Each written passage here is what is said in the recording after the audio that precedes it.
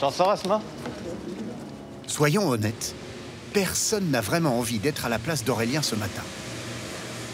Il est 6h30, son magasin flambant neuf ouvre dans 2 heures. Il n'a eu qu'une semaine pour installer tous ses produits. Le prix, là, il est pas bon. C'est 59. A à peine eu le temps de faire connaissance avec ses salariés. Bonjour. Aurélien. Apollo. Enchanté. Le tout sous l'œil de ses patrons régionaux venus pour l'inauguration. 10h, on est au Crabatron embêté. Et cerise sur le gâteau, 1 heure avant l'ouverture, le maire et toute l'équipe municipale viennent visiter le magasin. Voilà, donc là, on est carrément sur tous nos magasins. Vous avez cette configuration-là. Même si Herblay compte déjà une vingtaine d'enseignes de grande distribution, le maire a bien compris l'intérêt de s'afficher dans le magasin discount. Je dis souvent, hein, vous êtes des enseignes un peu sociales aussi, parce que aujourd'hui, le pouvoir d'achat, c'est important. Je vais en profiter pour regarder si je vois des trucs comme ça. 30 minutes avant l'ouverture, les clients attendent déjà. Et c'est évidemment à ce moment-là qu'une caisse refuse de fonctionner. Nicolas? Ça marche pas, le batch. Tu connais pas ton code? C'est le même code qu'avant, hein. Aurélien et ses équipes sont tellement absorbés Là, on se trompe une fois, ça va le bloquer. Hein. qu'ils en oublient même d'accueillir les clients. Ouais, et j'ai mes élus qui sont là également pour l'inauguration. Ah, d'accord. Heureusement, le maire s'occupe de l'animation. Voilà, on peut applaudir. Opération séduction avec ses administrés. Vous êtes Pierre Lay, c'est juste à côté. C'est le 1320e magasin Aldi en France. L'un des 100 nouveaux que l'enseigne prévoit d'ouvrir à marche forcée pour la seule année 2023. La plupart des clients se dirigent naturellement vers les promotions spéciales inauguration. Des coussins 2 €, franchement, même pas dans les rêves. J'ai pensé, moi, que j'ai gagné l'auto ce matin. Ça défie toute concurrence. Est-ce que vous aviez prévu d'acheter des oreillers ce matin, par exemple? Ah non, pas du tout. Pas du tout. Et on achète d'autres choses, comme les poils là.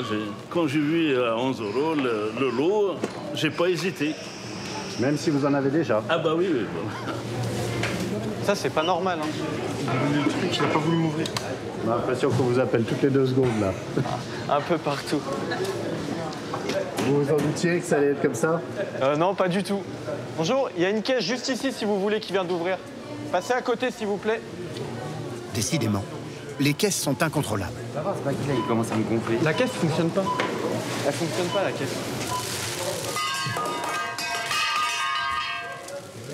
Laisse-le de l'autre côté, c'est pas grave. Asma, il y a quelque chose dans le four? Il y a quelque chose dans le four? Trop tard, cette fournée de baguettes est invendable. Bien cuit. Au rayon promotion, 30 minutes après l'ouverture, les meilleures affaires sont déjà parties. Bon, on a pris combien? 4. En revanche, vous n'en avez pas laissé pour les autres, hein? Ah bon? Bon, ils ont dans le stock. Et les couettes, c'est lesquelles à 10 €? J'ai pris le code part. Malheureusement non. Plus d'oreillers à 2 €, plus de couettes à 10 €. Bah attends, on va suis retirer pas sûr. carrément le... Je suis pas sûr qu'il en reste. On savait que ça allait bien partir. Mais pas à ce point-là. Pas à ce point-là. Aurélien les fait remplacer par ses surmatelins à 49 €. Il n'empêche, l'objectif est atteint. Le parking est plein. L'inauguration de cette nouvelle enseigne, située sur ce rond-point très passant, est un succès. Il le faut. Aldi, installé depuis 35 ans en France, s'est engagé depuis 5 ans dans un développement effréné. Fini le hard discount, avec ses palettes et ses cartons à même le sol. L'enseigne soigne son look et son déficit de notoriété. Qui sait par exemple qu'à l'échelle mondiale, le groupe allemand est plus gros que n'importe lequel des groupes français et qu'il dispose de moyens colossaux.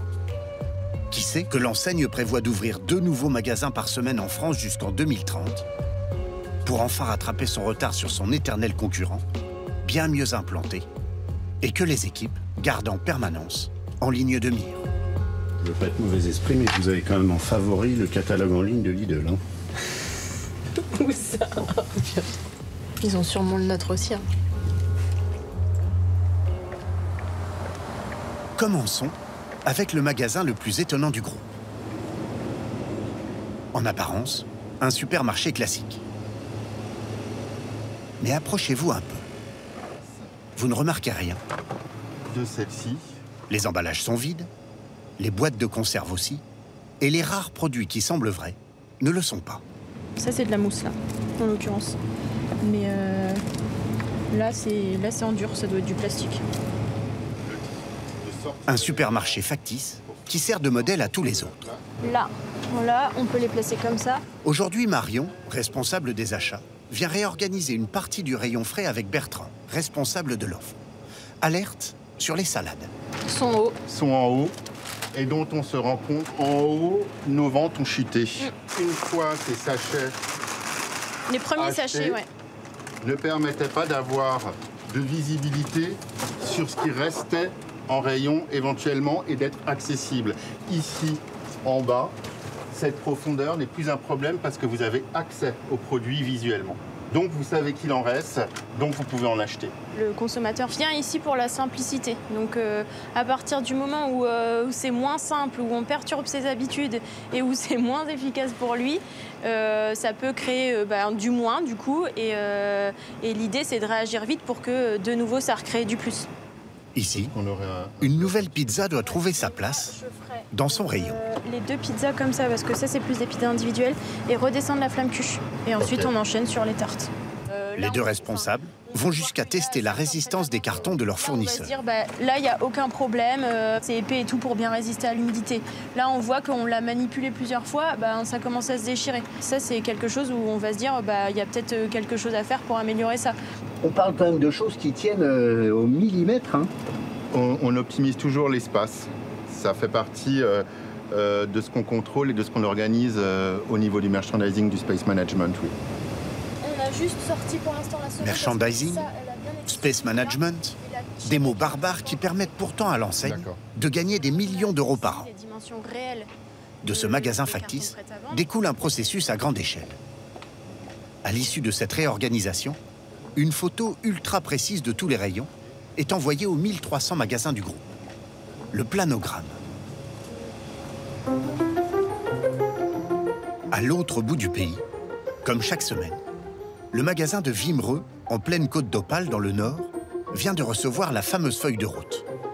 Moi, je réfléchis pas, en fait. Je suis pas là pour me dire oui, c'est logique, pas logique. Je suis là pour remettre le produit à sa place et de vendre ce produit. Attention, Audrey, la manager du magasin, n'a rien d'un robot. Mais comme tous les salariés, elle se plie à cette organisation inspirée de l'industrie japonaise, qui interdit toute tâche inutile. Voilà, j'ai pas perdu mon temps à réfléchir si je vais mettre les crayons feutres avec les jeux de bain, puisque moi, je suis mon plan. Et donc, ça vous semble logique de mettre des crayons feutres avec des produits de bain? Ça me semble pas logique, mais c'est ce qui est marqué sur le plan. Voilà comment on parvient à faire tourner un magasin de 1000 mètres carrés à 4, voire 3. Reprenons depuis l'arrivée d'un camion de livraison.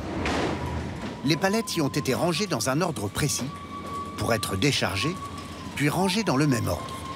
Le chauffeur David est lui-même un ancien manager adjoint du magasin. C'est un peu le modèle de chez Aldi, c'est que chaque chose a sa place.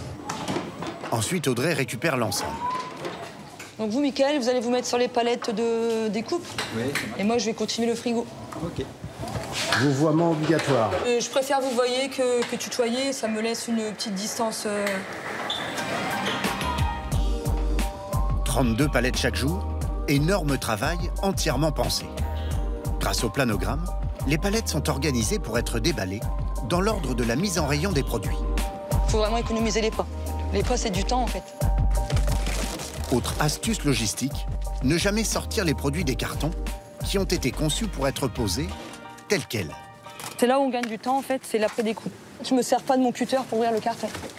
Les managers travaillent régulièrement 12 heures par jour pour un salaire brut de 3 400 € en moyenne. En plus de ce rôle, ils doivent être tour à tour conseillers clientèle. Vous avez des bouteilles ici? Tout ce qui est soupe, vous pouvez le voir. Boulanger. Donc là c'est l'huile de pain, blouse obligatoire. C'est règles d'hygiène, la Charlotte et le lavage des mains. Agent d'entretien, responsable de la chaîne du froid, C'est lesquels?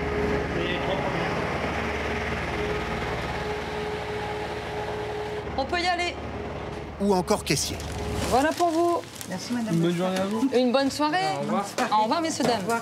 Bonjour. Et chacun des 4 employés est susceptible de remplir tous ses rôles. Au début, c'est très compliqué, c'est un rythme à prendre, mais après, voilà, une fois qu'on est dans le bain, ça va tout seul. Bonne journée, bon week-end, au revoir. Moi, j'aime bien, je suis quelqu'un qui a besoin de bouger, donc ça me va. Ça me va. Je suis fatiguée en fin de journée, mais je sais pourquoi je suis fatiguée. Mission accomplie. Comment vous vous sentez toutes les trois, là? Libérée. Là, on est... Moi, je suis contente de ma journée. Heureusement qu'on doit fermer le magasin, sinon, moi, je pourrais encore mettre mes palettes, donc... C'est vrai qu'elle est inépuisable, Audrey? Oui, complètement. Mais c'est une bonne chef magasin. Merci. Il y en a plus beaucoup, des comme ça, qui bossent tout le temps, qui s'arrêtent jamais. Je les vois plus que je vois mon mari, donc automatiquement... Voilà. C'est bien, ça, de voir plus vos collègues que votre mari? Ah non, après mon mari, je le vois la nuit, hein, donc... ouais. Bon week-end, Marie. À demain, la nuit. Pour économiser sur quasiment tous les postes de dépenses, le groupe dit aller au plus simple. En entrant dans le magasin, le client doit selon eux pouvoir faire ses courses en 15 minutes. 1800 références seulement, 10 fois moins que dans un supermarché classique, à 90% de la marque distributeur. Les 10% restants, des marques nationales tellement puissantes qu'aucun distributeur ne peut s'en passer. Et même là, l'enseigne cherche à rivaliser. Nutella devient artichoc, Nesquik petit chaos. Knacky enlève son i. Même format, même couleur, mais 30% moins cher.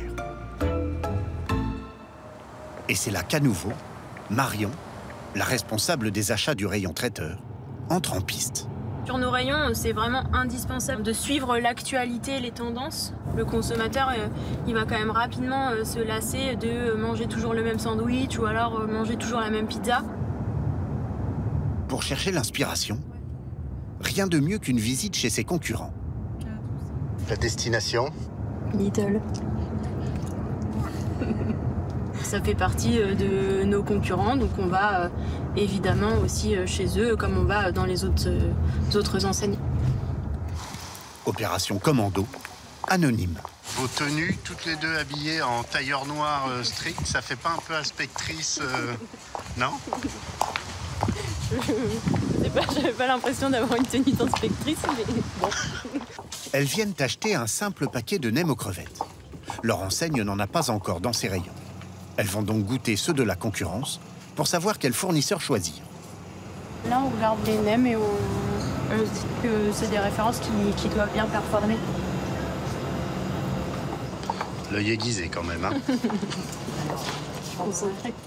Elles en profitent aussi pour jeter un coup d'œil à tout le rayon traiteur à la recherche d'éventuelles nouveautés. Deux têtes, vous voyez immédiatement ce qui est nouveau. Oui. Oui.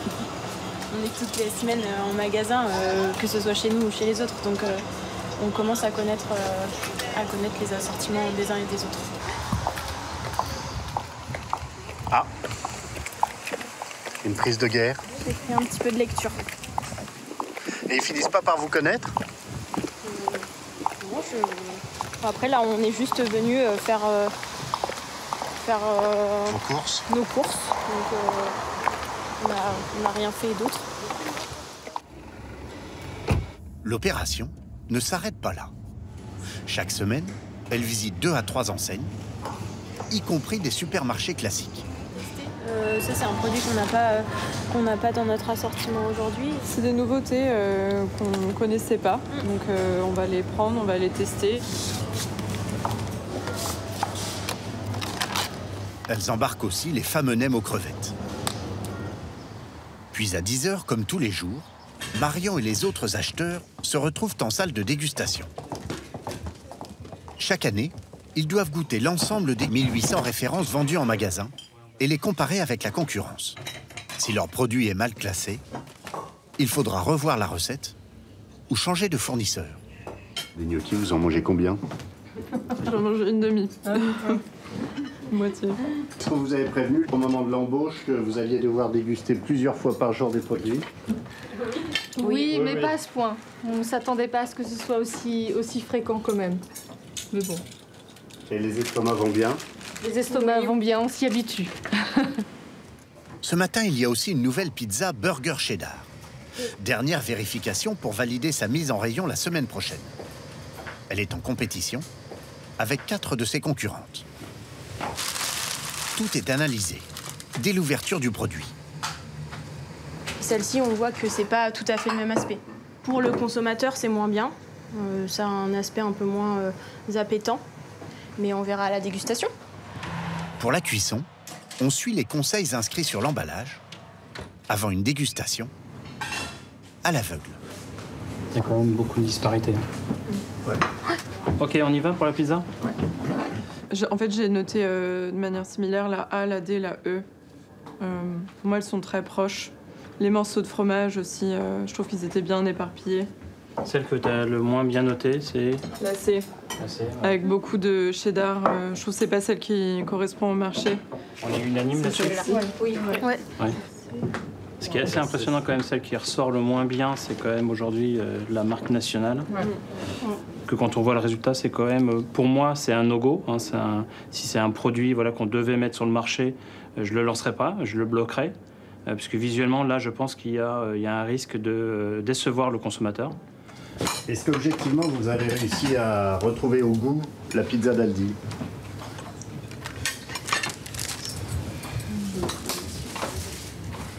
Disons que oui, on a identifié quelques produits en effet qui étaient très bons, donc on espère que ça va être le produit Aldi. Verdict, gustativement, la pizza de l'enseigne s'en sort mieux que la marque nationale. Mais la pâte était un peu brûlée. Il faudra revoir les consignes de cuisson. Arrivent enfin les nems de la concurrence. Et visiblement, il s'agit d'abord de déceler les crevettes. Là, je voyais un morceau plutôt dur. J'imagine que c'est un morceau de crevette ou de poisson. Et donc là, vous êtes susceptible d'appeler le fournisseur du meilleur produit, y compris si c'est le fournisseur de Lidl. Ouais, si jamais on a les informations, sachant que il faut pas se leurrer, on travaille aussi tous à peu près avec les mêmes fournisseurs en France, donc bien sûr qu'on a des fournisseurs communs avec les autres enseignes de la distribution, ça arrive. Le nerf de la guerre, ce sont évidemment les prix. Marion les réajuste chaque semaine. Ils doivent être au maximum 5% plus élevés que le discounter concurrent. Ici, en fait, ça nous donne le détail de ce qu'on peut trouver sur le marché. 3,79 € à 4,99 €. Et donc vous, comment vous essayez de vous glisser dans cette concurrence et dans ces prix-là? Est-ce que forcément vous voulez être le plus bas? Non, on n'est plus forcément le plus bas, mais si jamais on a trop augmenté un prix et que le consommateur, on a dépassé un seuil de prix psychologique, et ben là, on voit qu'il faut faire un retour en arrière. L'enseigne joue aussi sur les promotions, particulièrement le mercredi et le samedi. La plus grosse journée d'Audrey, 30% des ventes de la semaine. Il est 6 heures. Vous pensez à quoi, là? Oh, je pense pas à tout. Vous pensez pas à votre pain? Ah non, du tout. Je pense à mes fruits et légumes. 2 collaboratrices sont déjà sur le pont et immédiatement elles attaquent la cuisson du pain et l'installation des palettes de fruits et légumes. Mais le samedi se met surtout en place un piège très efficace. Ces produits non alimentaires à très bas prix, annoncés dans le catalogue, et qui changent toutes les semaines. La start, ça va être du Mickey. Le Mickey, ça risque de bien marcher, ouais.